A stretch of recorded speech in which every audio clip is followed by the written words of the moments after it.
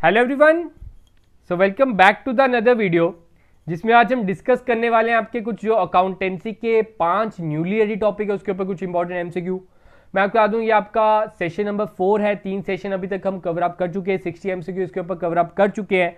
आज हम 60 के आगे प्रोसीड करेंगे, 20 एमसीक्यू और कवर अप करेंगे। तो जिन्होंने अभी तक हमारे पुराने 3 लेक्चर्स, पुराने 3 पार्ट नहीं देखे, ऊपर आपको आई बटन में लेक्चर्स प्रोवाइडेड है, प्लेलिस्ट प्रोवाइडेड है, आप उधर से देख सकते हो।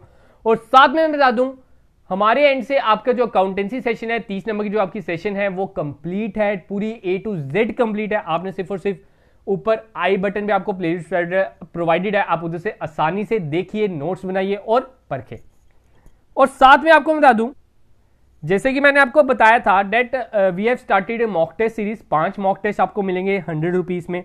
तो मॉक टेस्ट 2 आपको बता दूं 15 अक्टूबर से अवेलेबल हो जाएगा। मैंने खुद डिले किया है ताकि आपको प्रिपरेशन का टाइम मिले, आप अपने आप को प्रॉपर प्रिपेयर कर पाओगे, तभी मॉक देने का मजा है। तो मॉक टेस्ट 1 अभी तक जिन्होंने परचेज नहीं किया ऊपर आप परचेज कर सकते हैं। आपने क्या करना है, सिर्फ और सिर्फ हमारी वेबसाइट पे जाना है www.igclasses.in। उधर आपको एक सेशन मिलेगा, उधर आपने बस परचेज करना है। उधर आप कूपन यूज कर सकते हैं टॉप 100। जब आप कूपन यूज करोगे तो आपको उधर 5 मॉक टेस्ट 100 रुपए में मिल जाएंगे। पहला मॉक टेस्ट उधर अवेलेबल है, सेकंड मॉक टेस्ट 15 अक्टूबर से अवेलेबल हो जाएगा। तब तक के लिए मैं यही कहूंगा अपनी प्रिपरेशन जारी रखिए, अपनी प्रिपेयर करते रहिए ताकि आप मॉक टेस्ट 2 में मैक्सिमम टू मैक्सिमम स्कोर कर सके। तो बात करते हैं क्वेश्चन नंबर 61 की। ठीक है, 60 तक कवर आप कर लिया, ऊपर मैंने मार्क भी कर दिए हैं। 61 में बात करते हैं। आप क्वेश्चन देख सकते हो कितना बढ़िया क्वेश्चन है। Which of the following word complete the statement below, dash accounts are prepared for external stakeholders, management accounts are prepared for dash stakeholders. ठीक है, ऑप्शन पढ़ते हैं एक बार। Shadow internal, financial internal, financial external, internal budget. तो इसमें से आपका आंसर जो आता है that will be a B option. B option आप पुट करके दे सकते हो। फाइनेंशियल अकाउंटिंग आप prepared for external stake holders, आप सभी को मैंने बताया हुआ है, हमने जितने भी पढ़े हैं अभी तक। आपका ट्रायल बैलेंस, आपका जर्नल एंट्री, आपकी बैलेंस शीट, ये सब कुछ किसके लिए थी? हमारे एक्सटर्नल के लिए। And management accounts are prepared for internal stakeholders. ठीक है, आगे बढ़ते हैं। The following assumptions are made in case of break even analysis except। मैंने आपको बताया था ब्रेक इवन पॉइंट क्या होता है। सर आपने बताया था break even point is a situation at which there is no profit no loss, जहां पे आपको ना ही कोई फायदा होता है ना ही कोई नुकसान होता है, आप अपनी कॉस्ट को सिर्फ और सिर्फ कवर अप करते हो उसमें। तो उसमें क्या क्या एज्यूम करके हम बात करते हैं? पहले बोलते हैं all fixed cost are fixed. हाँ जी सर, हम ये एज्यूम करते हैं कि हमारी जितनी भी फिक्स्ड कॉस्ट है वो फिक्स्ड है। पहले आउटपुट में 50,000 थी, दूसरे आउटपुट में 50,000 थी, तीसरे में भी 50,000 थी, and so on. All variable cost of fix, इसको थोड़ा सा साइड पे रखते हैं, आगे बात करते हैं। The prices of input factors are constant. आपके जो इनपुट फैक्टर्स होते हैं वो उसकी कांस्टेंट रहती है। ठीक है, लैंड की होगी आपकी, अंदर आप रॉ मटेरियल डाल रहे हो, वो जो चीज है वो कांस्टेंट है। ऐसा नहीं हम सोचे कि हाँ हमने जो रॉ मटेरियल डाला, पहले हमने 100 रुपए का खरीदा, फिर 200 का खरीदा, फिर 150 का खरीदा, फिर 120 का खरीदा, ऐसा नहीं है। हम उधर एज्यूम करते हैं दैट हमारे रॉ मटेरियल जो है, हमारा जो इनपुट्स जो है वो भी कांस्टेंट है। Volume of production and volume of sales are equal. हम ये भी एज्यूम करते हैं कि हाँ हमारा कोई क्लोजिंग स्टॉक नहीं बचा। हम एज्यूम करते हैं जितना हमने बनाया था उतना हमने बेच भी दिया। तो ये तीनों की तीनों सही है, ए, सी एंड डी। लेकिन जो ए है वो हमारा एजम्पशंस नहीं होती। हम वेरिएबल कॉस्ट को फिक्स नहीं समझते, वो टाइम टू टाइम चेंज होती रहती है। तो ये इसका आंसर आ जाएगा। बात करते हैं क्वेश्चन नंबर 63। 63 में कहता है contribution per unit is called. Contribution मैंने आपको बताया था, आप सभी को याद होगा, बजटिंग में हमने पढ़ा था कंट्रीब्यूशन क्या है। तो कंट्रीब्यूशन का मतलब है पर यूनिट भी बोल रहे हैं। ठीक है, ध्यान से सुनना, पर यूनिट भी बोला है। कंट्रीब्यूशन का फॉर्मूला होता है सेल्स में से वेरिएबल कॉस्ट माइनस कर दो, पर यूनिट है तो sale price per unit minus variable cost per unit. मतलब कि मैं अभी ध्यान से सुनना, समझ लो आप सेलिंग प्राइस है 20 रुपए का, एक प्रोडक्ट आप बेचते हो और उसके ऊपर वेरिएबल कॉस्ट है एक प्रोडक्ट का 14 रुपए। तो 20 में से 14 काट दो तो आपका 6 रुपए कॉन्ट्रीब्यूशन है उसमें। आप 6 रुपए उसमें एक तरह का कमा नहीं रहे हो, उसमें से अभी फिक्स कॉस्ट भी करना है। तो कंट्रीब्यूशन क्या होता है? Selling price minus variable cost. तो कंट्रीब्यूशन इज योर 6 रुपीज। तो इसका आंसर क्या आ जाएगा? A option. 64 budget is prepared for a indefinite period, definite period of 1 year की 6 मंथ्स। तो जो बजट है वो आपका बनता है फॉर डेफिनेट पीरियड। कोई 6 महीने के लिए भी बनेगा, कोई 1 महीने के लिए भी बनेगा, कोई साल के लिए भी बनेगा, कोई 5 साल के लिए भी बनेगा। सिर्फ और सिर्फ आपका पीरियड डेफिनाइट होता है। ये नहीं होता कि आप हमेशा 1 साल का बनाओगे, ऐसा नहीं होता। ये नहीं होता कि आपका इंडेफिनेट पीरियड होता है, ऐसा भी नहीं होता। हम एक डेफिनेट पीरियड का बनाते हैं, एक प्रॉपर बताया जाता है कि हम हाँ इतने टाइम पीरियड के लिए बना रहे हैं। ठीक है, आगे बात करते हैं। बजट पीरियड डिपेंड्स अपॉन, जो बजट का पीरियड है, अभी मैंने ऊपर पढ़ा बजट जो है डेफिनेट पीरियड के लिए बनता है, यस सर आपने बताया, लेकिन जो बजट का पीरियड है, ठीक है, वो किस पे डिपेंड करता है? Type of budget, nature of business, length of trade cycle की ऑल ऑफ दिस।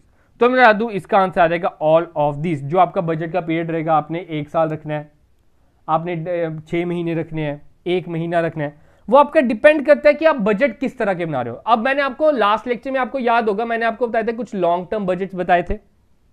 ठीक है, लॉन्ग टर्म बजट सब ये तो नहीं है कि आप जो बजट है उस वो जो लॉन्ग टर्म, समझ लो आप मशीनरी अकाउंट, मशीनरी का बजट बना रहे हैं, तो आप मशीनरी का बजट क्या 1 महीने का बना सकते हैं? हाँ, 1 महीने में इतनी बजट मशीनरी खरीदूंगा, 2 महीने में इतनी खरीदूंगा, ऐसा नहीं होता। मशीनरी हम 4-5 साल बाद कोई नहीं खरीदते। ठीक है, तो वो टाइप ऑफ बजट पे डिपेंड करता है। नेचर ऑफ बिजनेस पे डिपेंड करता है, जिसका मैनेरी का काम है, जिसका जनरल स्टोर है, जिसका बड़ी बड़ी फैक्ट्रीज है, वो डिपेंड करता है उनके अकॉर्डिंग भी। और the length of trade cycle, trade cycle हो गया कि आपका ट्रेडिंग का साइकिल कितना, आपका एक तरह से पूरे मैन्युफैक्चरिंग साइकिल कितना है, कितने टाइम पीरियड में आप पूरा गुड्स घुमा के एक तरह से प्रोड्यूस कर देते हो। तो ये सब कुछ इसके ऊपर डिपेंड करता है। 66 question, purchase budget is also called as, purchase budget को किस नाम से जाना जाता है? आपको सामने दिख रहा होगा इसका answer, that will be your material cost. Personal budget, personal budget के बारे में आपको पता होना चाहिए, it is related to HRM, human resource management. ठीक है, मतलब एक इंसान जो आपका स्टाफ है, स्टाफ के रिलेटेड होता है। तो पर्सोनल बजट किसके क्या कहलाता है? लेबर बजट भी कहलाता है। ठीक है, 68 पढ़ते हैं question. 68, fix budget is also known as. देखो ये जो कुछ इंपॉर्टेंट पॉइंट होते हैं ना, डायरेक्ट कभी कभी इस तरह के क्वेश्चंस आ जाते हैं, तो ये पॉइंट्स को आप नोट डाउन कर लो अपने नोट्स में, जो भी आप नोट्स बना रहे हो। फिक्स बजट कहता है, फिक्स बजट का दूसरा नाम क्या है? Static budget, standard budget, master budget की फ्लेक्सिबल बजट। फिक्स, फिक्स का मतलब क्या होता है? स्टैटिक, एक जगह रुका हुआ, तो इसका आंसर स्टैटिक बजट ही आ जाएगा। अब आप जल्दी से बताएंगे फ्लेक्सिबल बजट का दूसरा नाम, वो आप कमेंट सेक्शन में लिख के बताएंगे। जल्दी से बताइए फ्लेक्सिबल बजट का। वीडियो को पॉज कीजिए, लाइक कीजिए, सब्सक्राइब कीजिए और कमेंट कीजिए। आगे बात करते हैं। A company's break even point is 6000 unit per annum, the selling price is ₹90 per unit, the variable cost is 40 per unit, what are the company's annual fixed cost?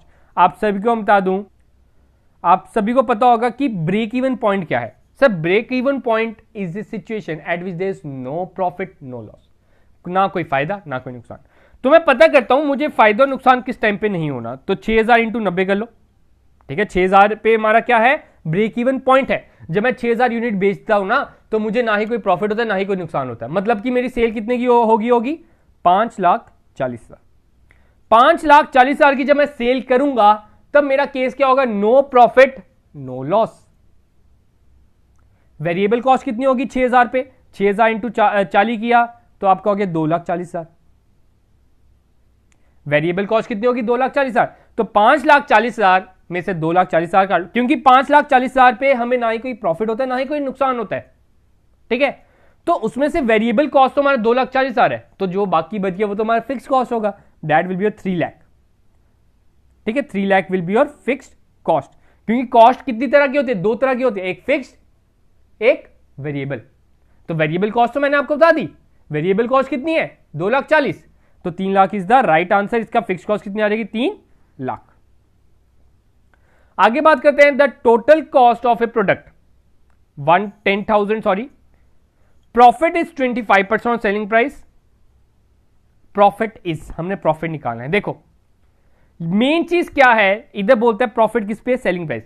जिस पे भी प्रॉफिट होता है उसको आपने एक्स ले लेना। आप सभी को पता होगा इसका फॉर्मूला,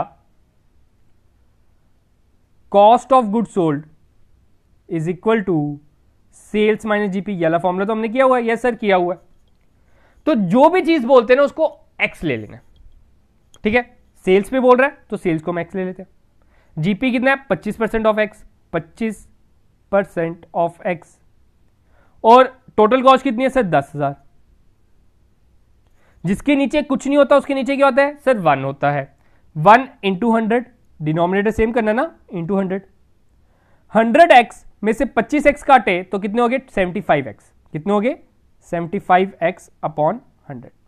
और इधर क्या है 10,000, इधर कितना है 10,000।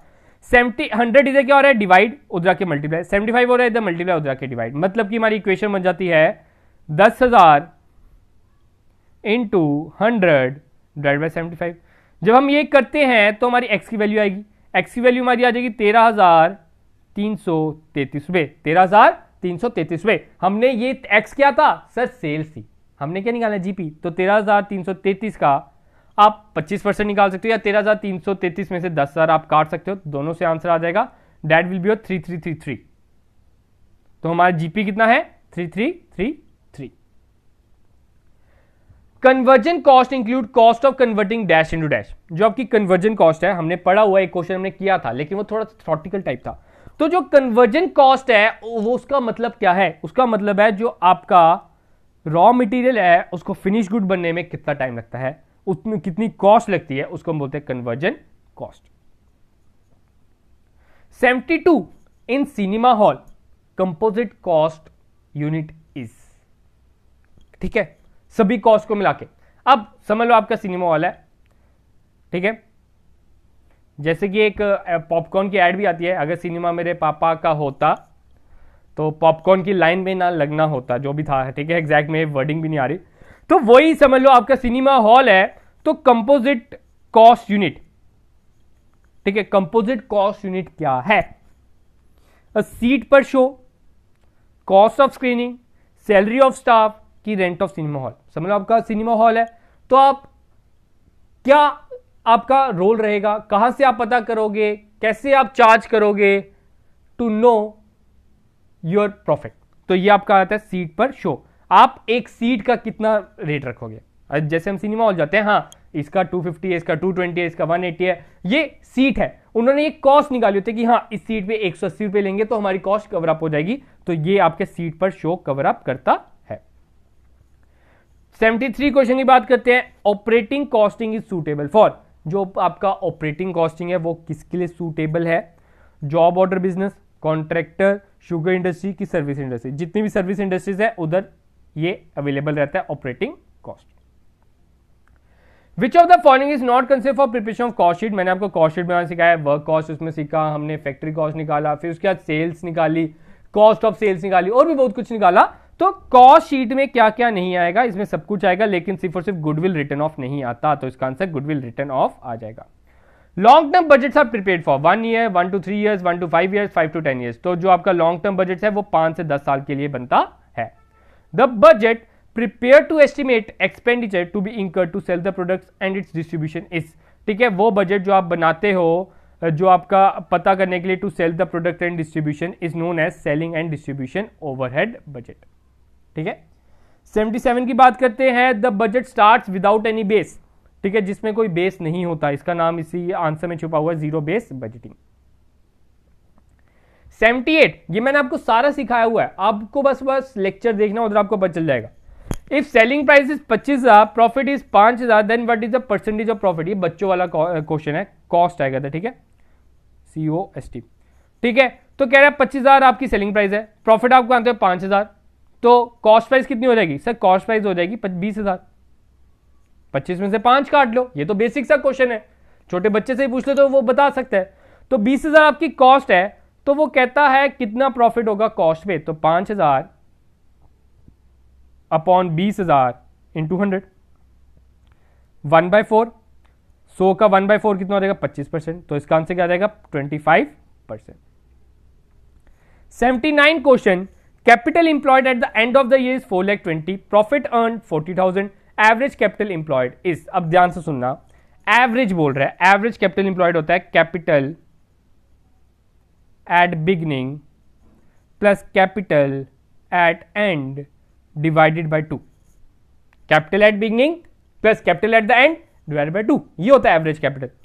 तो क्या होता है एवरेज कैपिटल इंप्लॉयड का फॉर्मूला, फॉर्मूला मैंने आपको बता दिया। देखो कैपिटल एट द एंड है 4,20,000, तो प्रॉफिट को कैपिटल एट द एंड में क्या करते हैं, सिंगल एंट्री सिस्टम में सीखा हुआ हमने, प्रॉफिट को सर हम माइनस करते हैं, तो कैपिटल एट द बिगनिंग क्या हो जाएगा 3,80,000, कैपिटल एट द बिगनिंग है 3,80,000, एंडिंग आपको दी हुई है 4,20,000 डिवाइडेड बाय 2, तो इन दोनों को अगर हम प्लस करेंगे तो कितना हो जाएगा 8 लाख। 8 लाख को 2 से डिवाइड किया तो 4 लाख, तो इसका आंसर क्या रहेगा 4 लाख।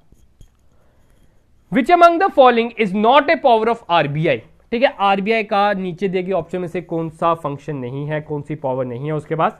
पहले बोलते हैं इंस्पेक्शन ऑफ बैंक, वो बैंक की इंस्पेक्शन कर सकता है। Nationalisation of bank, call of return, control of lending policy of the bank, इन सभी के ऊपर इसका हक चलता है सिर्फ और सिर्फ नेशनलाइजेशन ऑफ बैंक। ये गवर्नमेंट के हित में होता है, ये अभी आरबीआई के अंडर नहीं है कि आप हाँ बैंक को नेशनलाइज कर सकते हो, वो गवर्नमेंट करती है। तो ये इसका आंसर आ जाएगा। ठीक है, होप्स आपको समझ आए होंगे 80 के 80 क्वेश्चन।